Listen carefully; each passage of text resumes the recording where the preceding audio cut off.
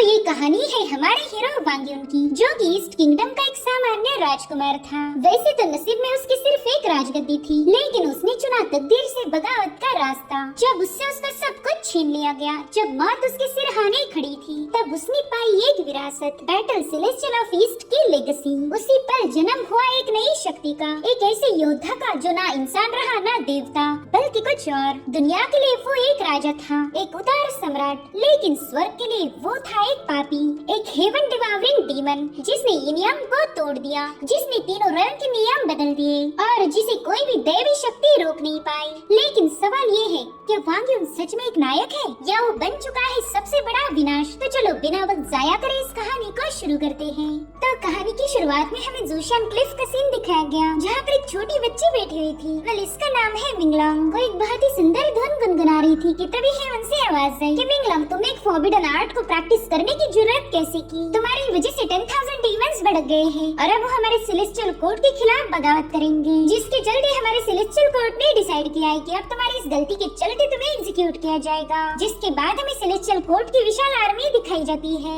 उनका लीडर उन्हें हुक्म दे चुका था कि जल्दी से एरी को फॉर्म कर लो, आज हम इस मिंगलोंग को जिंदा नहीं छोड़ेंगे। तो उन लोगों ने जल्दी से अपने पावर्स को गैदर करते हुए वहाँ पर एक फॉर्मेशन क्रिएट कर लिया और फिर उसी में से एक डिवाइन स्लैश रिलीज होते हुए सीधे मिंगलोंग की तरफ आगे बढ़ रहा था। लेकिन मिंगलोंग तो एकदम रिलैक्स है, उल्टा वो अपने कानों को साफ करते हुए सेलेस्टियल कोर्ट के लोगों से कह रही थी कि तुम तो कुछ ज्यादा ही शोर मचाते हो। और फिर उसने अपने कानों के अंदर से एक स्टैब बाहर निकालकर सीधा उस डिवाइन स्लैश को डिस्ट्रॉय कर दिया, जिसके बाद उसी ने जंप लगाते हुए उन लोगों की धुलाई करना शुरू कर देती है। उस पर तो उन लोगों की पावरफुल से पावरफुल टेक्निक का भी कोई असर नहीं हो रहा था, उल्टा मिंगलोंग की इतनी सारी आर्मी पर भारी पड़ गई। वो कहने लगी, जेड एम्परर, ये सब तुम्हारा ही किया धराया है, तुम्हें तो हमेशा से ही डर्टी ट्रिक्स खेलने को अच्छा लगता है। अगर तुम में जरा भी दम है तो आकर मेरा मुकाबला करो। जो सुनते ही हेवंस उस पर काफी ज्यादा भड़क गया। वो कह रहा था कि एक तो तुमने इमॉर्टल्स के रूल्स को ब्रेक किया है और ऊपर से तुम्हें इसका कोई भी पछतावा नहीं। तुमने रूल्स के खिलाफ जाकर खुद ही अपनी बात को बुला भेजा है। जिस पर मिंगलोंग कह रही थी कि मैं ऐसे रूल्स को नहीं मानती जो कि बस लोगों को सप्रेस करने के लिए बनाए गए हो।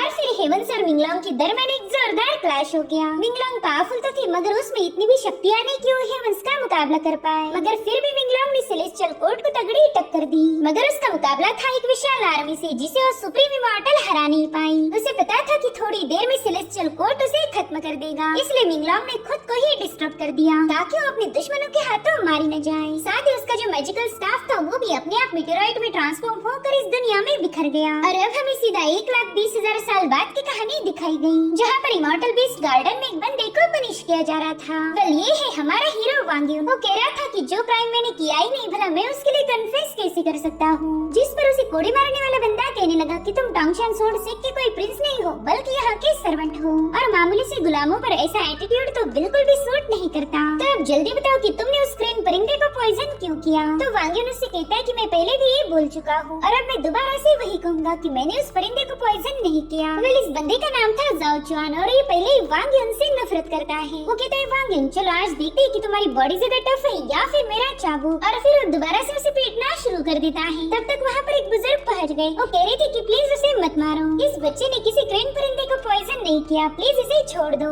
वेल, इनका नाम है एल्डरसन और ये वांग युन को अपने बेटे जैसा ट्रीट करते हैं। वांग युन उनसे कह रहा था, सीनियर प्लीज आप इस बंदे के सामने भीख मत मांगिए, वैसे भी ये बेवजह मुझे टारगेट कर रहा है, इसलिए आपके रोने धोने का इस पर कोई असर नहीं होने वाला। जो सुनते ही जाओ चुआन कह रहा था कि अगर तुमने उस परिंदे को पॉइजन नहीं किया तो फिर किसने किया? और उतने में वहाँ पर इमॉर्टल सिटी की एंट्री हो गई। वो कह रहा था कि अब तो रात हो चुकी है, मगर फिर भी तुम इस बंदे से सच्चाई उगलवा नहीं पाए। इसे मैं तुम्हारी नाकामी समझूं या फिर इस बंदे की बहादुरी? जो सुनते ही जाओ चुआन सीधे उसके पाँव में गिरकर उसके जूते साफ करके बताने लगा कि ये वांग युन काफी ज्यादा जिद्दी है, इसे मैं कब से पीट रहा हूँ, मगर अभी भी उसने अपनी गलती को एक्सेप्ट नहीं किया। जिस पर सिटीजन कहने लगा कि अगर ये अपना गुनाह कबूल नहीं करता तो फिर उसका सीधा इल्जाम तुम पर आएगा। जो सुनते ही जाओ चुआन ने वांग युन को और जोर से पीटना शुरू कर दिया। वो उससे पूछ रहा था कि जल्दी बता, तूने उस सेलेस्टियल क्रेन को जान से क्यों मारा? आखिर उस परिंदे ने तेरा क्या बिगाड़ा था? और उतने में एल्डरसन कहने लगे कि प्लीज वांग युन को छोड़ दो, तो शायद मैंने गलती से खाना समझकर वो पॉइजन ही क्रेन परिंदे को फीड किया होगा। इमॉर्टल, अगर आपको किसी को पनिश करना ही है तो मुझे कीजिए, लेकिन मेरी इस गलती की सजा इस बेकसूर वांग युन को मत देना। जो सुनते ही सिटीजन उन पर भड़क गया। वो कह रहा था कि क्या अब तुम मुझे मेरा काम सिखाओगे, जिसके बाद उसने एक ही अटैक में एल्डरसन को बुरी तरह से घायल कर दिया। साथ ही साथ जाओ चुआन को हुक्म देता है कि जाकर इस बुड्ढे को रूल सिखाओ। जो सुनते ही जाओ ने उन पर अटैक करना शुरू कर दिए, मगर तब तक वांग युन ने खुद को आजाद कर लिया था। उसको भी पकड़ते हुए कहने लगा कि ना ही मैंने और ना ही एल्डरसन ने उस परिंदे को पॉइजन किया है, मगर फिर भी तुम लोग हम पर झूठे इल्जाम लगा रहे। वैसे भी तुम लोग बेवजह हमें टॉर्चर करते हो क्योंकि हम तुम्हारे गुलाम हैं। मगर अब बस बहुत हो गया, अगर आज तुम मुझे खत्म करोगे तो मैं तुम्हें भी अपने साथ ले जाऊंगा। जिसके बाद वांग युन ने एक जोरदार पंच के साथ जाओ चुआन को काफी दूर पुश कर दिया। साथ ही साथ उस पर एक और पंच हिट करने वाला था, मगर उतने में जाओ यान पीछे से आकर उसके सीने में अपनी विप घुसा देता है। वहीं पर सिटीजन वांग युन से कह रहा था कि तुमने हमारे सिट के रूल्स को ब्रेक किया है, इसी वजह से तो तुम्हें ऑन द स्पॉट एग्जीक्यूट किया गया। अब वांग युन को बुरी तरह से घायल करने के बाद वो बंदा वहाँ से निकल पड़ा। उसके साथ हम एक और बंदी को देख पाते हैं जिसका काम है सिटीजन को प्रोटेक्ट करना। वो कहता है नानगोंग, ये बंदा मुझ पर अटैक करने वाला था, मगर फिर भी तुमने उस पर कोई एक्शन नहीं लिया। जिस पर नानगोंग जवाब देते हुए कहने लगी कि मुझे आपके बड़े भाई कांग ने अपॉइंट किया है ताकि मैं मुश्किल हालातों में आपकी मदद कर पाऊँ। और आज यहाँ पर जो कुछ भी हुआ वो तो एक मामूली सा मैटर था। जिस पर सिटीजन कहने लगा कि हाँ, तुम तो मेरे बड़े भाई की फिक्र करती हो, मेरी तो तुम्हें जरा भी परवाह नहीं। अब अगले सीन में हमें वांग युन की ग्रेव दिखाई गई, यानी कि जाओ चुआन के एक ही अटैक में उसकी मौत हो चुकी थी। एल्डरसन भी उसकी मौत से काफी ज्यादा दुखी थे। वो कहते वांग युन, मेरे कोई बच्चे नहीं, कई सालों से हम दोनों साथ थे। एक वक्त पर मुझे ऐसा महसूस हुआ कि तुम ही मेरी फैमिली हो। मैंने हमेशा तुम्हें अपने बेटे जैसा प्यार किया, मगर आज मुझे ऐसा लग रहा है कि मुझसे मेरा सब कुछ छीन चुका हूँ। मैंने तुम्हारे लिए मीटेराइट का एक पीस रखा हुआ है जो कि कई पीढ़ियों से जनरेशन टू जनरेशन मेरी फैमिली में पास होता आया था। मैं तुम्हें कुछ और तो दे नहीं पाया, मगर ये मीटेराइट मेरी तरफ से प्यार का एक नजराना समझकर रख लो। इधर ग्रेव के अंदर उस मीटेराइट के टुकड़े से बहुत ही स्ट्रॉन्ग एनर्जी रिलीज होकर वांग युन को एक एबिस में ढकेलने लगी। वहीं पर एल्डरसन उसे सेफ जर्नी की विश कर रहे थे और उतने में वांग युन की आंखें खुल जाती हैं। उसे अपने दुश्मनों की आवाजें सुनाई दे रही थी जिन्होंने उस पर अपने खोखले रूल्स को ब्रेक करने का इल्जाम लगाया। यहाँ पर हमें ये भी पता चलता है कि वांग युन कोई गुलाम नहीं था, बल्कि ईस्टर्न पैलेस का एक क्राउन प्रिंस था, लेकिन उस पर गद्दारी का इल्जाम लगाते हुए उससे उसका टाइटल छीना गया। इतना ही नहीं, वांग युन को अपने ही राज्य से बैनिश कर दिया था, जिसके चलते वांग युन को अपने कॉन्टिनेंट को छोड़कर दूसरी रियासत में आकर एक गुलाम की जिंदगी गुजारनी पड़ी। उतने में ही वांग युन कहता है कि मैं तुम्हारे हाथों सप्रेस नहीं हो सकता, ना ही तुम लोग मुझे मार सकते हो और ना ही ये जमीन मेरे दिल को दफना सकती है। अब तो पूरी दुनिया को पता चलेगा कि एक योद्धा वापस आ चुका है। मैं हेवंस के बनाए रूल्स को ब्रेक करूंगा। और उतने में ही उसकी बॉडी से बहुत ही स्ट्रॉन्ग ऑरा रिलीज होने लगी। उस ब्लैक एबिस की मैजिकल पावर उसकी बॉडी में समाने लगी थी। वो कहता है कि एक दिन मैं एक ग्रेट सेंट बनूंगा जो कि सेलेस्टियल पैलेस के एम्परर को भी हराने की ताकत रखता है। साथ ही यहाँ पर उसे एक और डिवाइन आवाज सुनाई देने लगी जो उसे बता रही थी कि तुमने मेरी टीचिंग को इनहेरिट किया है, जिसके चलते तुम्हें मेरी सबसे स्पेशल वज्रा बॉडी टेक्निक मिलेगी। उसे मास्टर करने के बाद तुम अर्थ को चीरते हुए हेवंस तक पहुंच जाओगे। तुम्हें फिर कोई भी हरा नहीं पाएगा। तुम्हारे पास 3-fold निर्वाणा और सी ऑफ ऑल धर्मास की पावर्स भी होगी। दरअसल ये सारे टेक्निक्स बिलोंग करती थी एंशिएंट सुप्रीम इमॉर्टल मिंगलोंग से, जिसने हजारों सालों पहले हेवंस का मुकाबला किया था। और अब उसी के ड्रैगन स्टाफ पर सवार होकर वांग युन हेवन में मौजूद इमॉर्टल रेल्म का नजारा देख पाता है। वो कह रहा था कि ये जगह तो काफी ज्यादा खूबसूरत है। मुझे कभी लगा नहीं था कि मॉर्टल्स की दुनिया के ऊपर ऐसी भी एक दुनिया होगी। इधर जाओ चुआन एल्डरसन को दोबारा से परेशान करने पहुंच जाता है। वो कह रहा था कि अब तो तुम्हारा प्यारा वांग युन ऑलरेडी जहन्नुम में पहुंच चुका होगा। अब यहाँ पर ऐसा कोई नहीं जो तुम्हें मुझसे बचा पाएगा। जिस पर एल्डरसन कहते कि ऑलरेडी तुम लोगों ने मेरे बच्चे को खत्म कर दिया है। तुमने मेरा पहले ही सब कुछ छीन लिया है, इसलिए प्लीज अब तुम मुझे सुकून से मरने दो।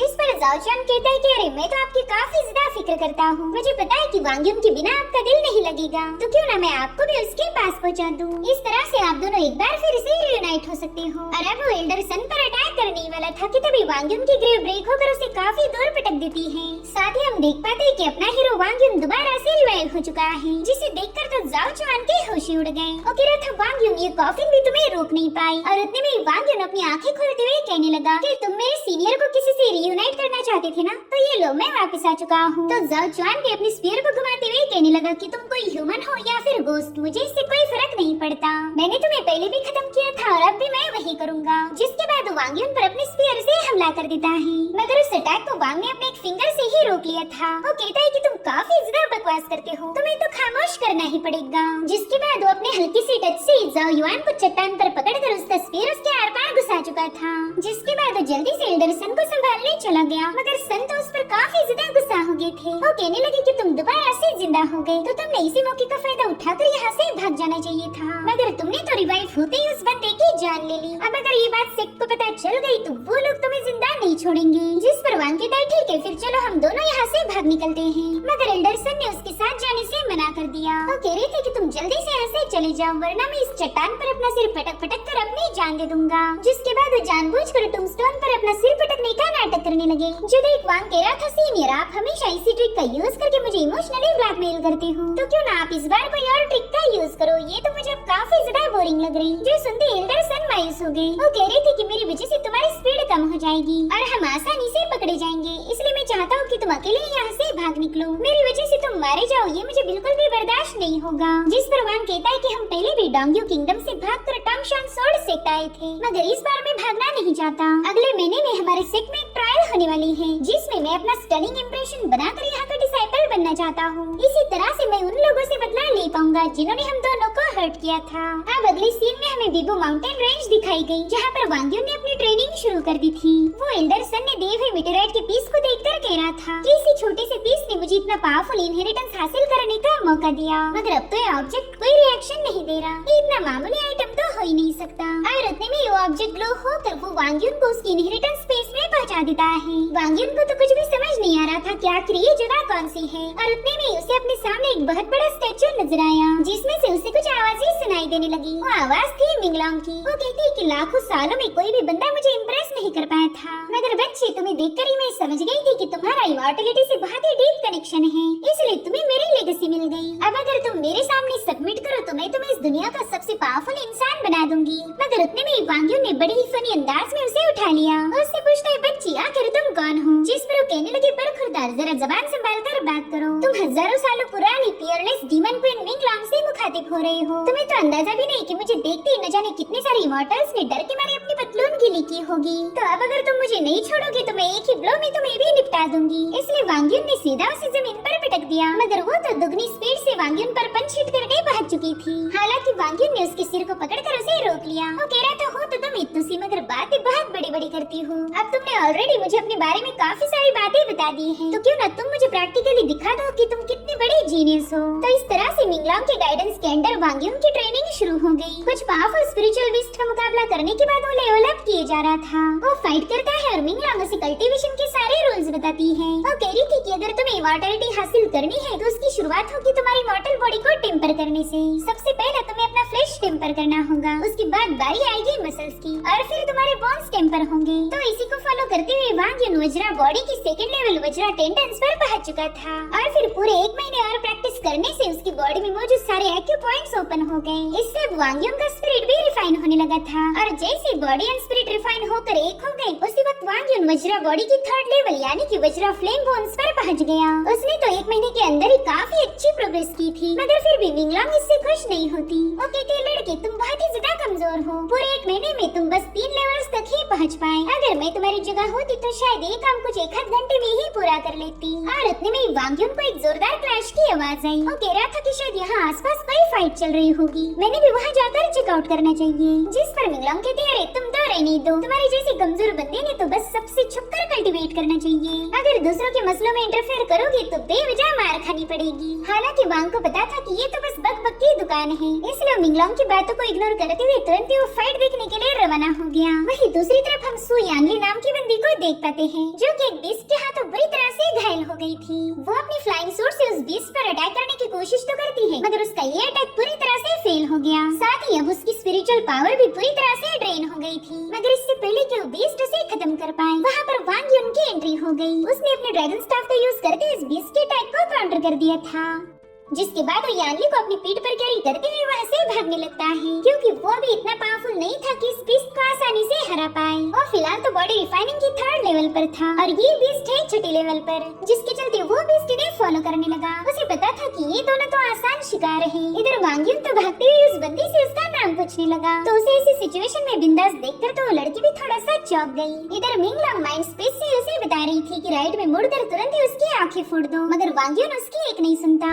जिसके जिसके चलते मिंगलांग भी इरिटेट होने लगी। वो कह रही थी यार तुम तो एक नंबर के लूजर हो, तुमने उस बीस्ट की आंखें फोड़कर मुंह तोड़ देना चाहिए था, मगर तुमने मेरी एक ना सुनी और अब तुम्हें इसका अंजाम भी भुगतना पड़ेगा। वेल तब तक ये लोग क्लिफ की एज पर पहुंच गए थे और इसी वजह से तो मिंगलांग ने उन्हें राइट लेने के लिए बताया था, मगर वांग युन ने उसकी बातों को इग्नोर किया, जिसके चलते अब वो एक बहुत बड़ी मुसीबत में फंसने वाला था। साथ ही अब इन दोनों के पास फाइट बैक करने के अलावा और कोई ऑप्शन नहीं, तो यानली ने अपना स्वॉर्ड फॉर्मेशन क्रिएट करके उस बीस्ट पर कई सारे अटैक कर दिए। वहीं पर वांग ने भी अपनी ड्रैगन स्टाफ का यूज करते हुए हेवंस ओपन टेक्निक को एक्टिवेट कर दिया, जिसके चलते वो इतने बड़े बीस्ट को अपने ड्रैगन स्टाफ पर ही उठा लेता है, मगर उसे क्लिफ के नीचे गिराने के चक्कर में ये लोग भी उस बीस्ट के साथ वहाँ से फेल हो गए। हालांकि वांग युन ने समय रहते पेड़ को होल्ड करते हुए यानली और खुद को नीचे गिरने से बचा लिया। वो कह रहा था तुम मेरे साथ बिल्कुल सेफ हो, लेकिन उसका स्टाइल मारने का कोई फायदा नहीं हुआ, क्योंकि उस पेड़ की टहनी टूटकर ये लोग सीधे नीचे बहने वाली रिवर में गिर जाते हैं। अब रात के समय वांग खाना पकाकर यानली को मनाने की कोशिश करने लगा। वो कहते देखो हम पानी में गिरे ये मैटर नहीं करता, हम अभी भी जिंदा हैं, तुमने इस बात की खुशी मनानी चाहिए। तो यानली तुरंत ही उसके हाथ की रोस्टेड फिश छीनकर उस पे टूट पड़ी। इतना ही नहीं, वांग ने उसके पाँव पर पट्टी भी कर दी थी ताकि उसे कोई ग्रेव इंजरीज ना हो, और उसका रहमदिल नेचर यानली को काफी ज्यादा पसंद आ गया, जिसके बाद ये दोनों भी सिख की तरफ रवाना हो गए। और फिर ये एपिसोड यहीं पर खत्म हो जाता है। Thanks for watching.